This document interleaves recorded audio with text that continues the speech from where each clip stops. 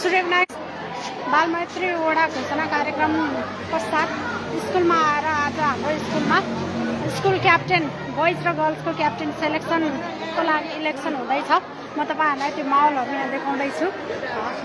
हेर्नु होला ज्योतिमावि यहाँ चाहिँ इलेक्सन भोटिङ गर्न हाम्रा भाइ बहिनीहरू क्युमा हुनुहुन्छ। अनि यता हाम्रा मतदान अधिकृत भाइहरू पनि हुनुहुन्छ। यता हाम्रा भाइ बहिनीहरू भोट गर्नको लागि वेटिङमा बसिराख्नु भएको छ।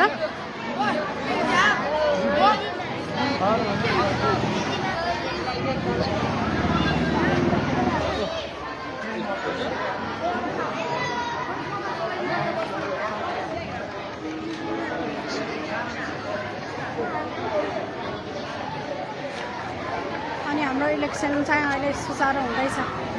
यिनीहरू चाहिँ